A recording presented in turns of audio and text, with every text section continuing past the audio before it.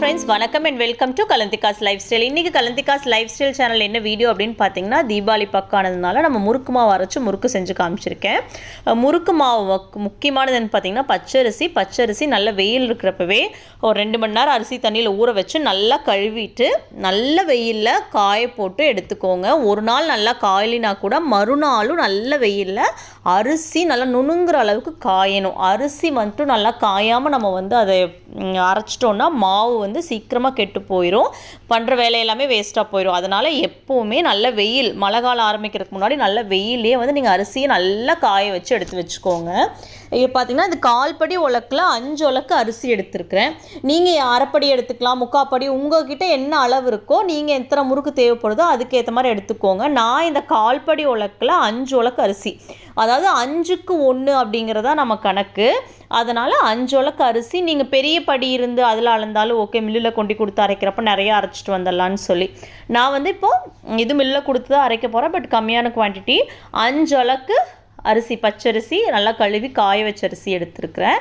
இது கூட 1 உலக்கு உளுந்து. இந்த உளுந்து பார்த்திங்கன்னா நாங்கள் வீட்டிலே ப்ராசஸ் பண்ணுற ஹோம் ப்ராசஸ்டு உளுந்து, எண்ணெய் தேய்ச்சி வச்சு வீட்டிலே உடைப்பாங்க, அந்த உளுந்து எடுத்துருக்கிறேன். இது வந்து நான் இட்லி எல்லாத்துக்கும் இதுதான் போடுவேன். இதில் 1-2 இந்த கருப்பு தோலோடு வரும், பட் அது மாவு கரைக்கிறப்ப தெரியாது. அதனால் நான் வந்து இந்த உளுந்து எடுத்துருக்கிறேன். நீங்கள் நார்மலாக கிடைக்கக்கூடிய உருட்டு உளுந்து, இல்லை எந்த பிராண்டு எதுவாக இருந்தாலும் பரவாயில்ல, மொட்டு உளுந்து, அந்த உருட்டு உளுந்து வந்து நீங்கள் யூஸ் பண்ணிக்கலாம். இந்த மாதிரி உடைச்ச உளுந்து இருந்தாலும் தாராளமாக யூஸ் பண்ணிக்கலாம். 5க்கு 1 அப்படிங்கிறது தான் கணக்கு. இது கூட 1/4 உலக்கு பொட்டுக்கடலை. ஆக்சுவலி நிறைய பேர் பொட்டுக்கடலை போட்டு அரைக்க மாட்டாங்க. பொட்டுக்கடலை போட்டால் முறுக்கு நல்லா கிறிஸ்பியாக இருக்கும், எண்ணெய் குடிக்கும்னு சொல்லுவாங்க. ஆனால் அப்படி நம்ம வந்து நிறையாலாம் போட போகிறதில்ல. பச்சரிசி மாவில் சுடுறப்ப எண்ணெயெல்லாம் குடிக்காது முறுக்கு. ஆனால் கொஞ்சம் இந்த பொட்டுக்கடலை சேர்க்குறப்போ முறுக்கு வந்து கொஞ்சம் நல்லா கிறிஸ்பியாக இருக்கும். கலரும் அந்த ஒரு அந்த ப்ரௌன் ஷேட் வந்து கலர் வரும். முறுக்கும் நல்லா கிறிஸ்பியாக இருக்கும், ஃப்ளேவராக இருக்கும். அதுக்காக கண்டிப்பாக பொட்டுக்கடலை 1/4 உலக்கு தான், 5க்கு 1, அதுக்கு 1/4 உலக்கு பொட்டுக்கடலை. இப்போ இது வந்து உளுந்து வந்து வறுத்துக்கலாம், நல்ல மணம் வரணும். உளுந்து சும்மா கடாயில் போட்டுட்டு அப்படியே எடுத்துலாம் நீங்கள் போடக்கூடாது. உளுந்து பச்சை வாசம் போய் ஒரு நல்ல ஃப்ளேவர் வரும். அந்த அளவுக்கு உளுந்து நல்லா சிம்மில் வச்சு வறுத்துக்கோங்க, ஹை ஃப்ளேமில் வச்சா கருகிரும். இது வந்து ஒரு தடவை வெயிலில் காய வச்சுட்டு அதுக்கப்புறம் நீங்கள் வருங்க. எந்த பொருளாக இருந்தாலுமே வெயிலில் காய வச்சுட்டு யூஸ் பண்ணுங்கள். இப்போ உளுந்து நல்லா வறுபட்டுருச்சு, இதை எடுத்து ஆற வச்சுருங்க. பொட்டுக்கடலையுமே வந்து கொஞ்சம் நேரம் நல்லா அரைக்கிறக்கு கொண்டு போகிறதுக்கு முன்னாடி வெயிலில் காய வைங்க. வெயிலில் காய வைக்க நேரம் இல்லைனா கூட மறந்துருந்தீங்கன்னா கூட இந்த சூடான கடாயில் ஒரு 2 நிமிஷம் போட்டு ரோஸ்ட் பண்ணிங்கன்னா மொறுமொறுப்பாயிரும். அந்த வதவதப்பு இல்லாமல் மொறுமொறுன்னு தான் நல்லா அரைபடும். இப்போ எல்லாமே ஒன்றா சேர்த்தாச்சு. நல்லா ஆறுனதுக்கப்புறம் உளுந்து நல்லா ஆறுனதுக்கப்புறம் போய் மில்லில் கொடுத்து அரைச்சிட்டு வாங்க. அரைக்கிறப்போ கோதுமை அரைச்ச மிஷினாக இல்லாமல் முன்னாடி கொஞ்சம் அரிசி ஏதாவது நீங்கள் எக்ஸ்ட்ரா கொண்டு போய் ஒரு அரைப்படி அரிசி எடுத்துகிட்டு போங்க.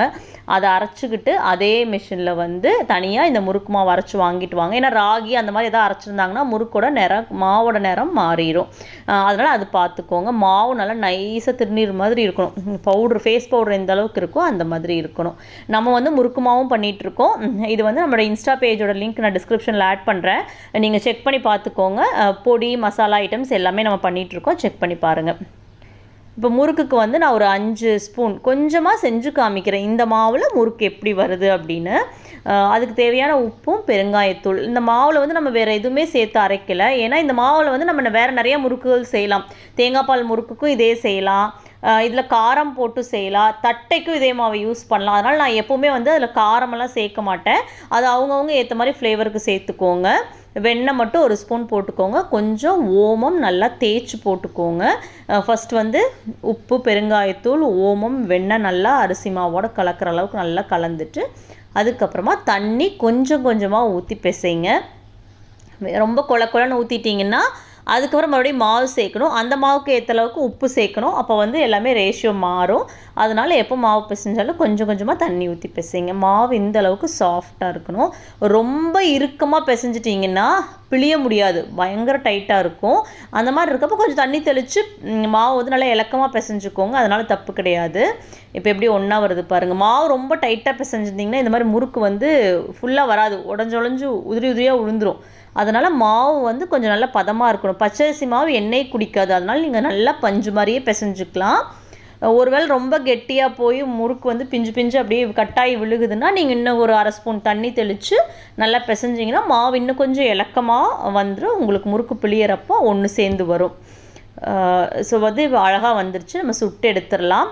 இதே மாவை வச்சு நம்ம தேங்காய் பால் முறுக்கு செய்யலாம். காரம் போட்டு மிளகாத்தூள்லாம் போட்டு செய்யலாம்.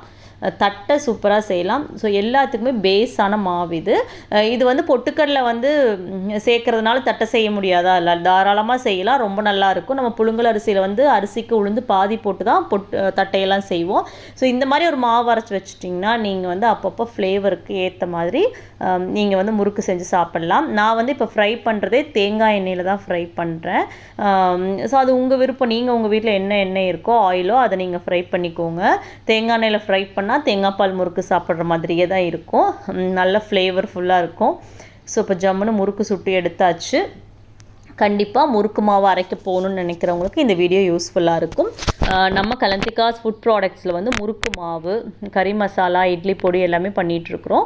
உங்களுக்கு ஃபர்தர் டீட்டெயில்ஸ் வேணும் அப்படின்னா கலந்திகாஸ் லைஃப் ஸ்டைலுடைய இன்ஸ்டா பேஜை நீங்கள் ஃபாலோ பண்ணுங்கள். அதுக்கான லிங்க் வந்து இந்த வீடியோக்கு கீழே இருக்கிற டிஸ்கிரிப்ஷன் பாக்ஸில் இருக்குது. நீங்கள் அதையும் செக் பண்ணி பார்த்துக்கோங்க. எல்லா டைமும் உங்களுக்கு முறுக்கு மாவு கிடைக்கும். வேணுங்கிறவங்க நீங்கள் அப்ரோச் பண்ணலாம். கண்டிப்பாக இந்த வீடியோ பார்த்து நீங்களும் இதே மாதிரி முறுக்கு செஞ்சு மாவு செஞ்சு முறுக்கு செய்யுங்க. பாருங்கள், உடைக்கிறப்ப எவ்வளோ அழகாக கிறிஸ்பியாக உடையுது அப்படின்னு. ஸோ ரொம்ப டேஸ்டியான ஃப்ளேவர்ஃபுல்லான முறுக்கு ரெடி. ஸோ தேங்க்ஸ் ஃபார் வாட்சிங் கலந்திகாஸ் லைஃப் ஸ்டைல். பை.